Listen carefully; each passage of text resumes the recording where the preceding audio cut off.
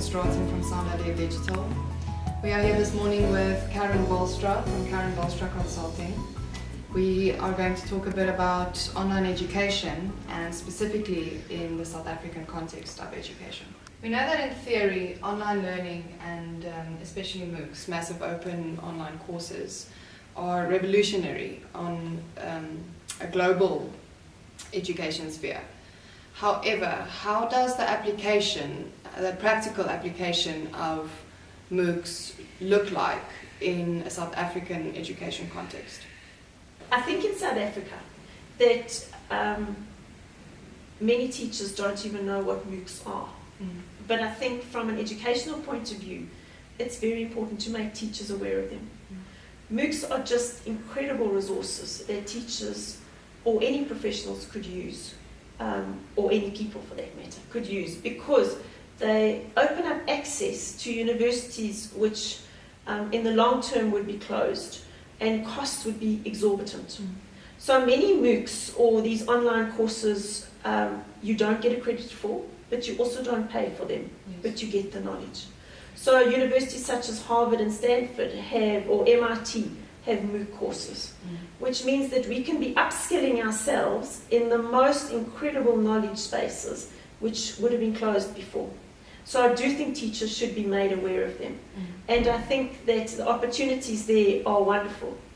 The massiveness of the MOOC is also a pro, because it's that interactive reaction between various parties or people who have registered on the course. So besides just the presenter, it's all the people who've also registered for the courses, which is really exciting. So MOOCs are just fantastic from that point of view.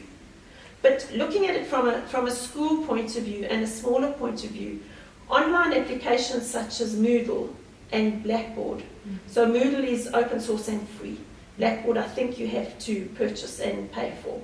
But both of those, I suppose, could be classified as mini MOOCs.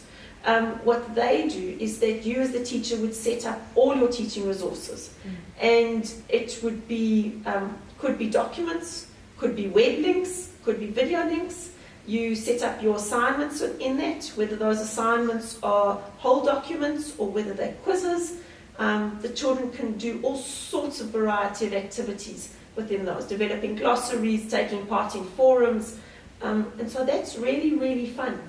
And for the advantage of using those kinds of resources is the children can access that material at home or at school. So if a child is ill, they can hop into the Moodle or the Blackboard application, and they can pull down the lessons for that day. So that's really exciting. And the other part of that is you as the teacher can mark both at home and at school without carrying any books anywhere. So you log in online and you can mark the material. So those are fantastic. And then there are other resources such as the Khan Academy or TeacherTube or YouTube, which the teachers could then direct children to information, or the children could themselves just Google it and find information. So within a school environment, I think there are lots of online types of activities, whether it's a formal course or a video, which teachers could use either within their classrooms or outside of their classrooms. And the idea with using that, if the teacher is preparing well in advance, the flipped classroom becomes a really good example, because there you can get the children to prepare the things before you actually teach it. So you could get them to be reading documents, viewing a website, watching a video, and thinking about questions which you're going to ask. And then in your classroom itself, what you would then be doing is getting the children to discuss the questions. So they would have pre-knowledge of what you were going to be discussing. And that is really, really exciting, because then your teaching time can be used really effectively in answering questions that the children perhaps don't understand, and changing your strategy and methodology within class. So you actually could be revising, reinforcing certain areas rather than whole teaching, because the children now have the basis of the knowledge.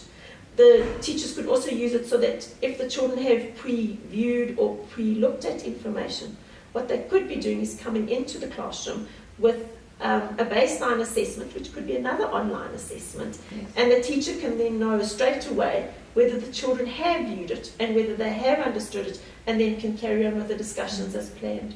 So to use those technologies is really exciting within the teaching space.